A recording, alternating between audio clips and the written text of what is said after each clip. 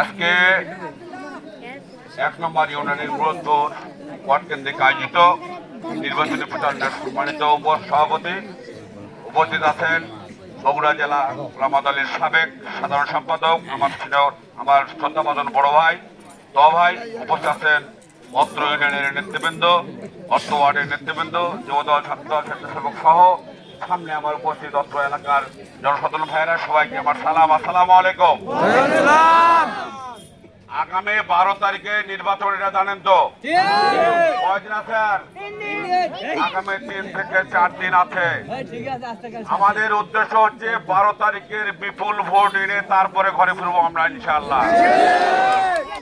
Anis marker বিজয় হচ্ছে বগুড়ার বিজয়, আনিসের বিজয় হচ্ছে মুরাদপুরের বিজয়। বিজয়কে ধরে রাখার জন্য দায়িত্ব কার? আপনাদের ওয়ার্ডের সর্বসাধারণের। আপনারা জানেন আমাদের নেতা জনাব তারেক রহমান ইতিমধ্যে কিন্তু গোটা বাংলাদেশের সবচাইতে জনপ্রিয় নেতা হিসেবে পরিচিত হয়েছেন ইনশাআল্লাহ। অনেকে ওনাকে থেকে অনুকরণ করছে, ওনার কাছ থেকে রাজনীতি শিখছে অনেকেই। উনি যেভাবে ঘুরছেন অনেকে সেভাবে ঘোরার চেষ্টা করছেন। ভাই, কাক কখন যদি পাক না দেয় ময়ূর হতে পারে? তাই বলতে চাই, আপনারা মেয়েদেরকে সম্মান করতে জানেন না। আপনাদের চরিত্র কি গত 1 তারিখে ফুটে উঠেছে। জামাতে ইসলামের আমির সাহেব বলেছিলেন যারা কর্মজীবী মহিলা তারা নাকি বেশ্যা। আমি তীব্র প্রতিবাদের নিন্দা জানাই, কারণ আপনার মা একজন মহিলা, তাই এই ধরনের কথা আপনি বলতে পারেন না। আপনাদের চরিত্র 71 সালে যেরকম ছিল ঠিক সেভাবে আপনাদের চরিত্র ফুটে উঠেছে। 71 সালে যেরকম আপনারা মেয়েদেরকে ধরে নিয়ে আয়নাদের হাতে তুলে দিয়েছিলেন, এখনো সেভাবে তাদেরকে কথা বলছেন।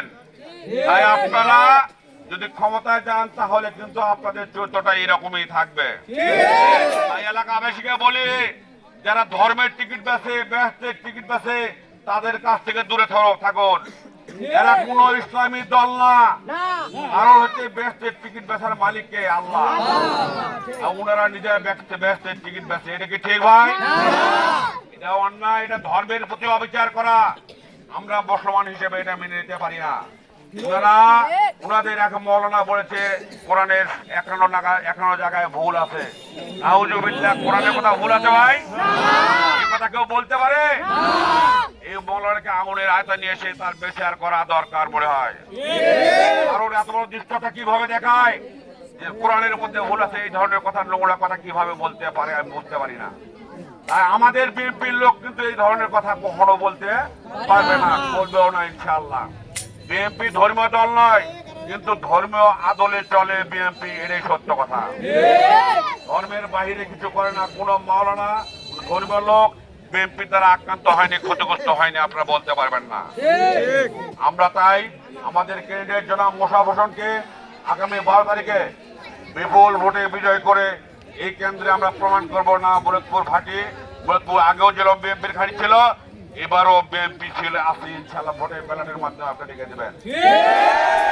আপনারা দেখেছেন গত 18 সালে আপনারা ভোট দিয়েছিলেন 30 তারিখে, সেখানে কিন্তু এখানে ভোট ছিনতাই করা হয়েছিল, করা হয়নি ভাই? প্রশাসন সহ এলাকার চিহ্নিত সন্ত্রাসীরা কিন্তু ভোট ছিনতাই করেছিল। এবার কোন চিন্তায় হওয়া যাবে না, আমরা কিন্তু পাহারা দেবো এবার সবাই। কোন রকম অন্যায় আমরা মানব না, মানতে করতে দেবো না ইনশাআল্লাহ। কেউ যদি অন্যায় ভাবে ভোট চুরি করতে চায়, কঠোর হাতে দমন করা হবে ইনশাআল্লাহ। চোর বাটপারের জায়গা সেন্টারে আশপাশে হবে না। সতর্ক থাকেন, সবাই ঐক্যবদ্ধ থাকেন। 12 তারিখের রেজাল্ট পর্যন্ত সবাই সেন্টারে থাকবেন। আর 12 তারিখে মা বোনদেরকে সকাল 7টার মধ্যে কেন্দ্রে পৌঁছাবেন, যাতে মা বোনেরা সকাল সকাল ভোট দিতে পারে। আর আমরা যারা ছেলেরা আছে, মা বোনেরা ভোট দেওয়ার পর তারপরে আমার ছেলেরা ভোট দেবো। আর মা বোনরা ভোট দিয়ে যাওয়ার পর আমরা ভোট দেবো ইনশাআল্লাহ। কারণ 4টার মধ্যে, 4:30টার মধ্যে আমাদেরকে কেন্দ্রের মধ্যে ভোট দিতে হবে, নইলে হয়তো ভোট দিতে পারবেন না। পরে দেবো এরকম করবেন না কেউ, দয়া করে। অতএব সকাল সকাল ভোটটা দেবেন, গণনা হবে, রেজাল্ট শিট নেবেন, তারপরে কেন্দ্র থেকে আপনারা বের হবেন। এটা হচ্ছে আসল কথা। যদি রেজাল্ট শিট না নিয়ে যাই তাহলে আমাদের কোনো দলিল থাকলো না। তাই দলিলটা হাতে নিয়ে তারপরে আপনার কেন্দ্র থেকে বের হবেন ইনশাআল্লাহ। আগামী দিনে আবার আপনাদের দেখা হবে। এই বিজয় আমরা সবাই মিলে গোটা বগুড়াবাসী আনন্দ করব, এটাই হচ্ছে আমাদের মূল কথা। প্রধানমন্ত্রী যদি আপনার তারিখ দেওয়া হয় তাহলে সবচেয়ে উপকৃত হবে কে? বগুড়াবাসী। বিগত 17 বছরে আপনারা উন্নয়ন থেকে কিন্তু বঞ্চিত ছিলেন। বিভিন্ন ছেলেপেলে শিক্ষিত হয়েছে কিন্তু চাকরির সুযোগ হয়নি। এবার সেই সুযোগ এসেছে। আমরা ধানের শীষে ভোট দিয়ে আমাদের পার্শ্ববর্তী সন্তান মোশাররফকে এমপি বানাবো এবং জনাব তারেক রহমানকে প্রধানমন্ত্রী করে আমাদের হিসাব বুঝে নেবো ইনশাআল্লাহ। এবারের মার্কা পুরের মার্কা, নন্দীগ্রামের মার্কা, বগুড়াবাসীর মার্কা। সবাইকে আবারও বিজয়ের আনন্দে আনন্দ হব। এই আহ্বানটিকে 12 তারিখে বিজয় আবার আমরা সবাই একসাথে করবো। এই আহ্বানটিকে সবাইকে ধন্যবাদ জানিয়ে আমার কথা শেষ করছি। শহীদ আমরা হোক, খালেদা জিয়া আমরা হোক, তারেক রহমান জিন্দাবাদ। সবাইকে ধন্যবাদ। আসসালামু আলাইকুম রহমতুল্লাহি ওয়া বারাকাতুহু।